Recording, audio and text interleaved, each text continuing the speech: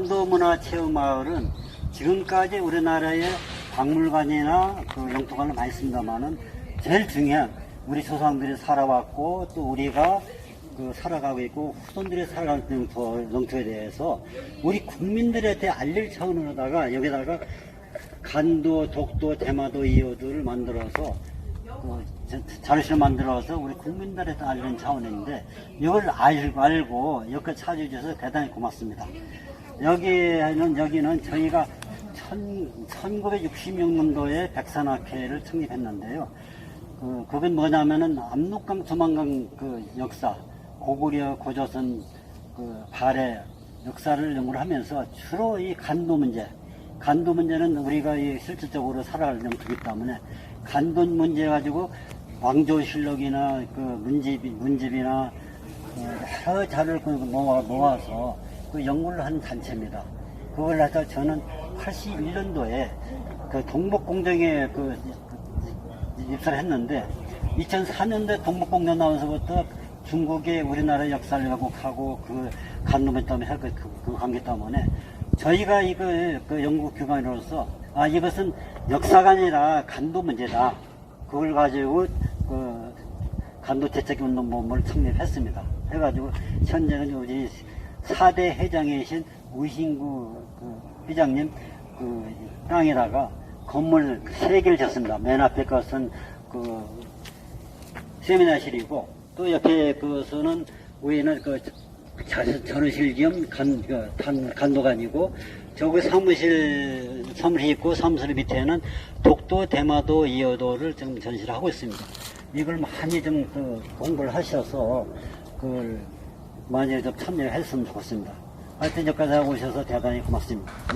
자, 여기까지. 먼저 우리 이 박사님께서 먼저 말씀해 주시죠. 우선 본인 소개부터 좀 해주시면 감사하겠습니다. 저는 한국간도학회 회장을 맡고 있는 이일걸입니다.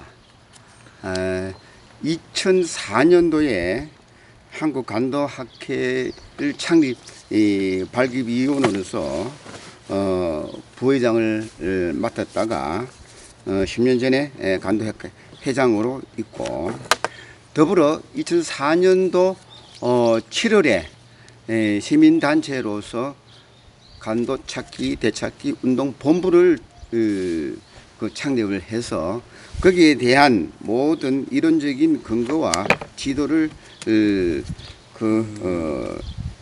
만드는데 노력을 많이 하였습니다. 그리고 저는 최근에는 우리 식민사관에 물들은 우리 역사를 바로 찾기 위하여 역사어병대의 그 운동을 겸하고 있습니다. 학술 참모와 작전 참모를 역임했고 지금도 왜곡된 우리 식민사관의 역사를 바로 잡는데 힘을 기울이고 있습니다. 특히 간도 운동에 있어서 그간에 잘못 알려졌거나 왜곡된 부분을 많이 수정을 하였고 특히 초기 간도 연구학자들이 경주했던 백두산 정계비 위주의 연구 분야에서 이제는 1718년에 만든 강희제의 황여 전람도의 그 동판을 가져간 서양 선교사들이 만든 서양 고지도에 대하여 간도 지역의 그 잘못된 인식을 밝히고자 합니다. 다시 말하면은 이미 300년 전에 우리 한중의 봉금 지역인 그 경계가 압록강 도만강이 아니고 거기에서 200~300리 서쪽인 봉황성 일대 도만강에서도 저기서 다시 말하면은 그 용정 그 일대로 비정되는 사실이 있는데도 불구하고 강당사학자들은 우리의 국경선이 압록강 도만강선이라고 아직도 주장하는 학자들이 있다는 데에서 대단히 실망이 큽니다. 이걸 바로잡기 위하여 2004년도에 우리가 간도학보 창간을 내면서 서양 고지도에 의한 이란 그 간도 역사를 다시 확인했고, 최근에는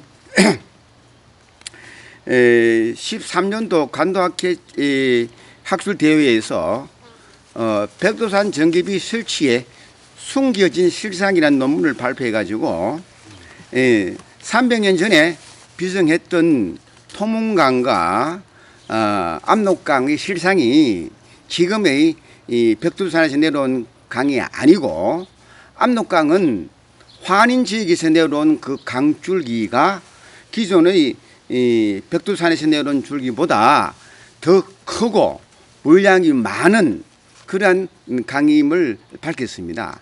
따라서 300년 전에 강희제가 제시했던 서희 압록이란 압록강은 환인에서 내려온 강을 말하는 것이고, 토문이라는 것은 서희 토문이라는 것은 환인 지역의 북쪽 산에 계림 합달령을 장백상인을 지냈고, 거기에서 발원하는 히바라 상류를 토문하라고 이미 고지도에 적혀져 있고, 이것이 또한 서양 고지도의 영문으로 적혀져 있습니다.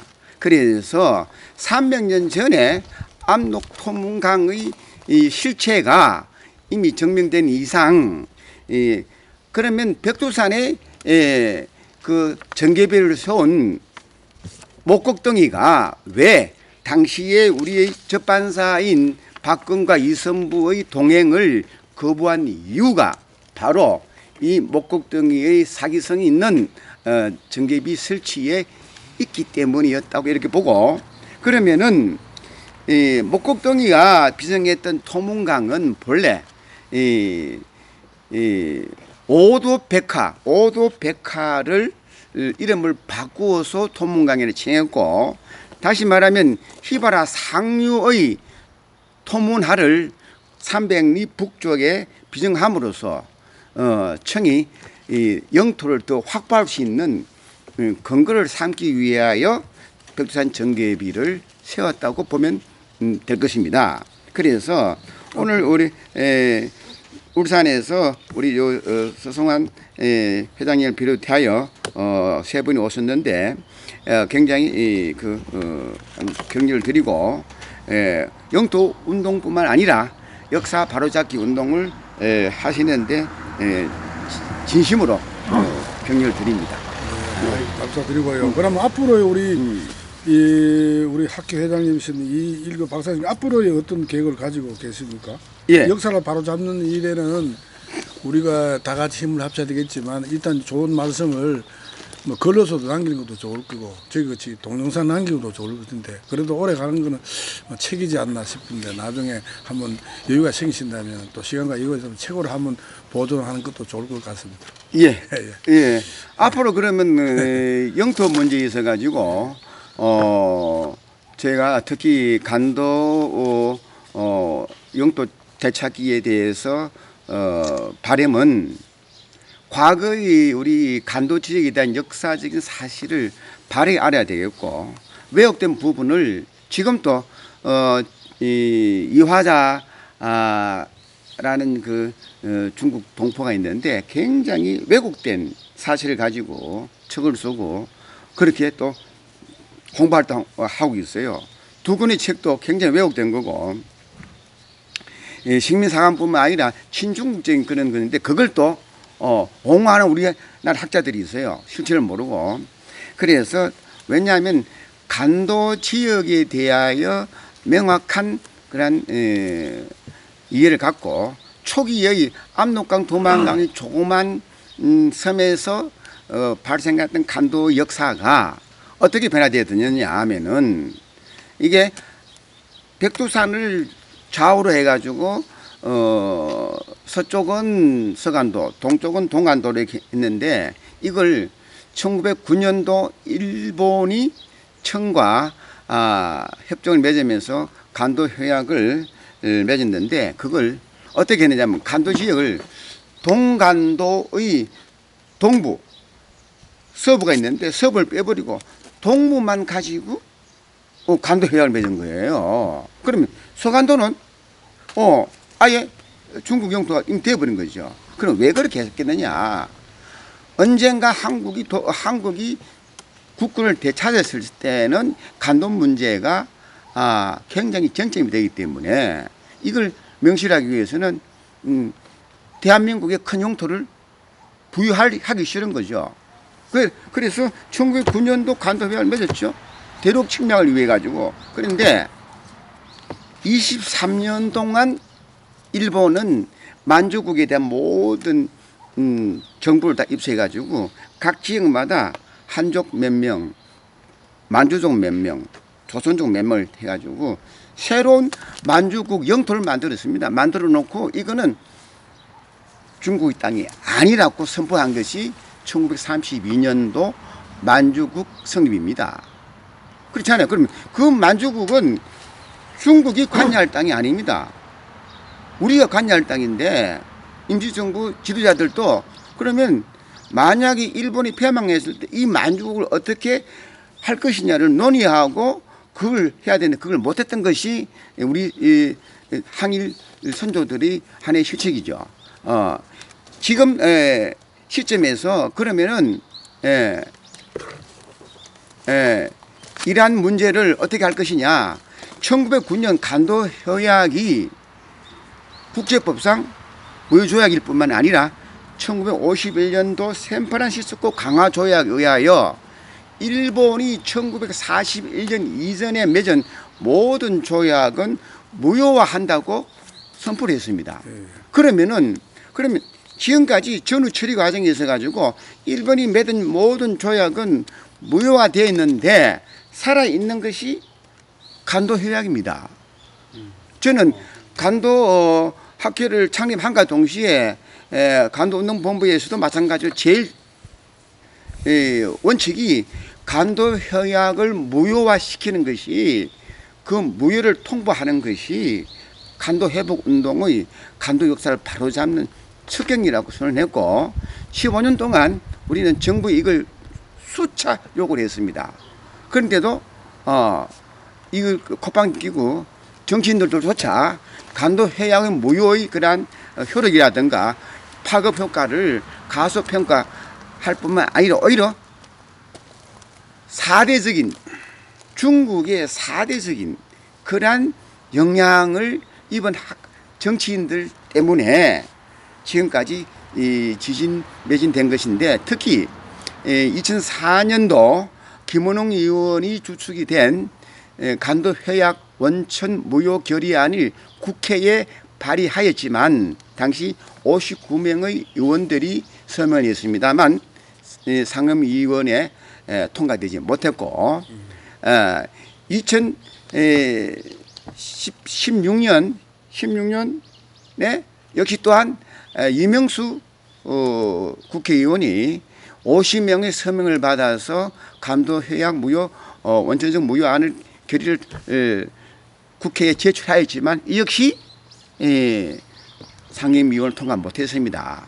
그렇다면 국회에서조차 이 간도 협약의 무효가 어떤 파급 효과를 미치는지는 모르겠기 때문에 그럼 간도 협약 무효가 미치는 영향을 제가 말씀을 드리면 첫째, 간도 협약이 무효가 되면은 이 간도 대륙은 지역은 분쟁지가 됨으로 인해서 중국의 그러한 무지막지한 개발 정책이 스톱이 됩니다.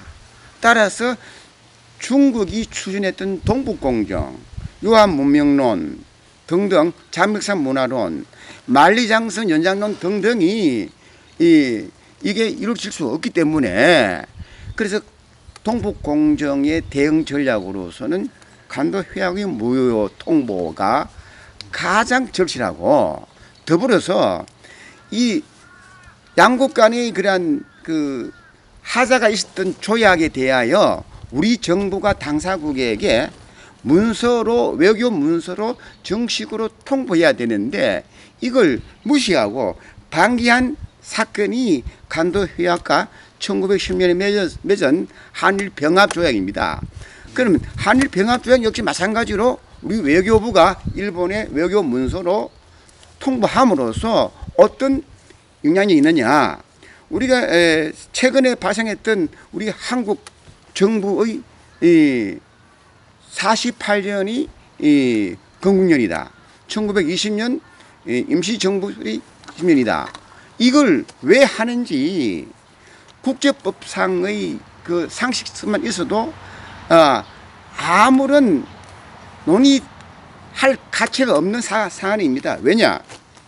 1910년 한일 병합 조약이 무효화를 통보함으로써 일본이 35년 동안 불법적으로 우리 한국을 병합을 해가지고 점거한 것은 불법이기 때문에 대한민국의 정통성이 대한제국에서 1920년 대한임시정부로 이어지고 임시정부가 1948년 대한민국으로 승계되기 때문에 일본이 우리 역사에 관여할 기회가 박탈되어 버립니다.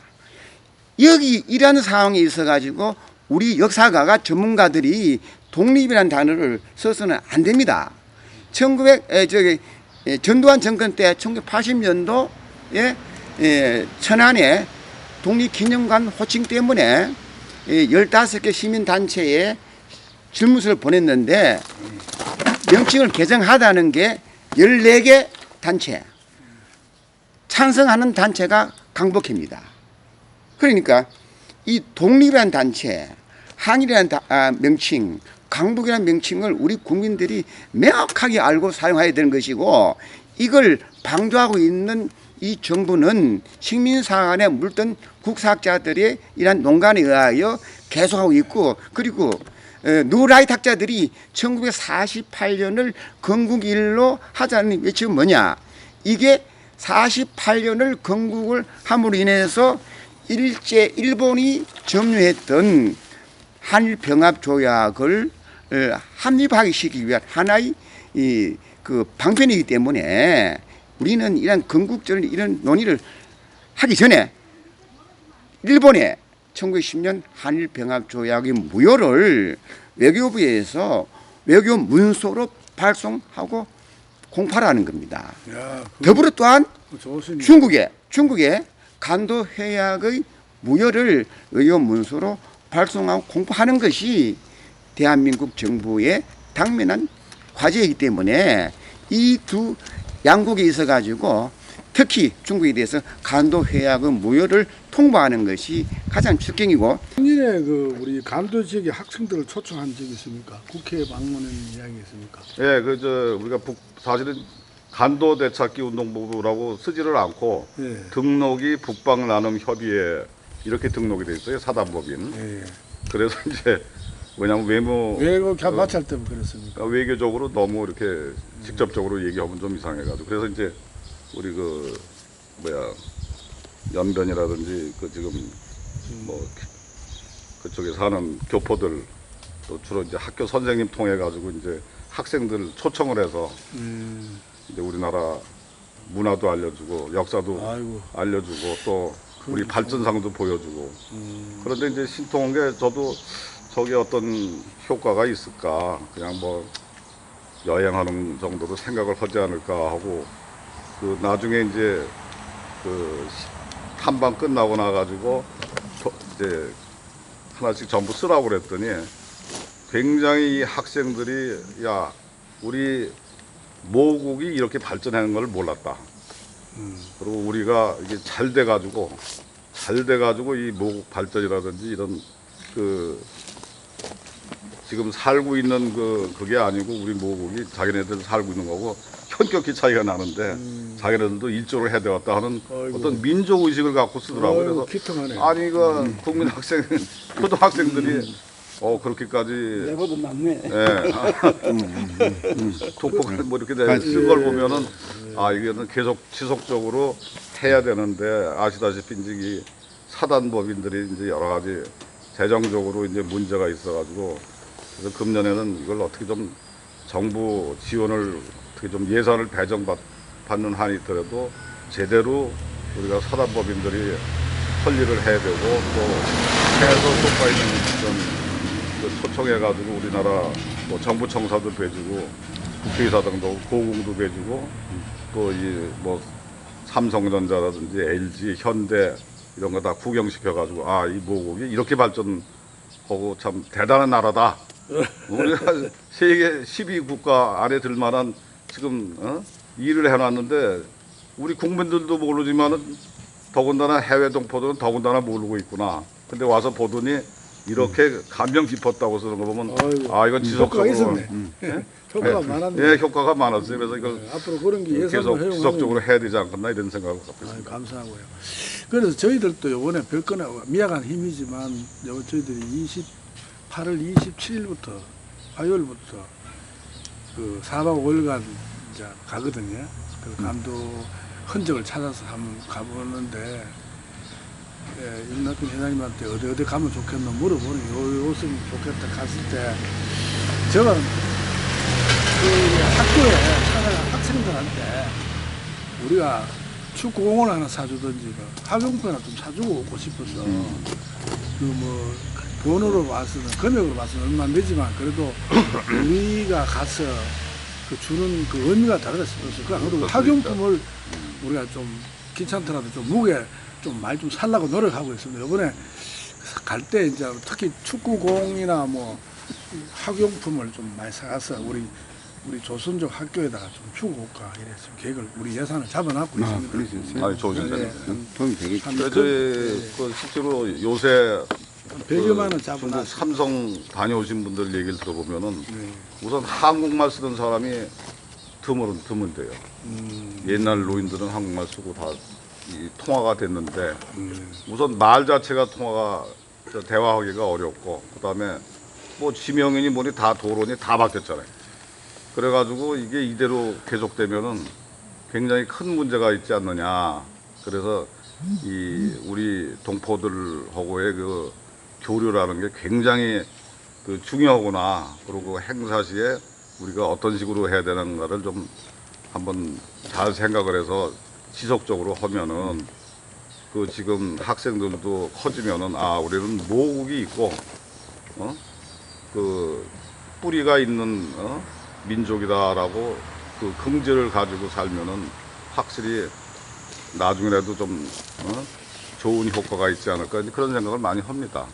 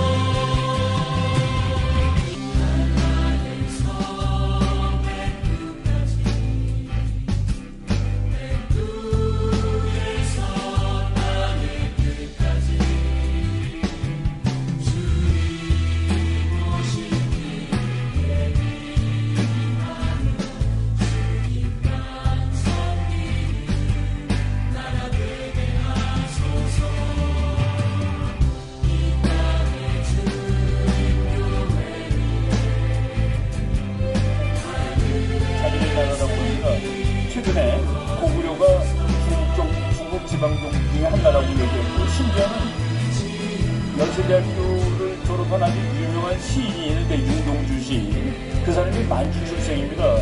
윤동주는 중국 사람이라고 주장하는 중국 사람도 있습니다.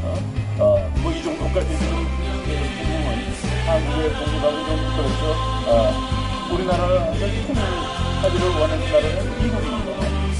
미국은 또 미국이 천사라서 우리 통일시키기 원하는 것은 아니에요. 미국은 한반도가 통일되면 한반도는 자기 편입니다. 지정학적으로 친구는 어디, 적은 가까이. 우리 운명에 중국이 우리가 친구를 되면 저는 너무 친구를 갖고 있습니다.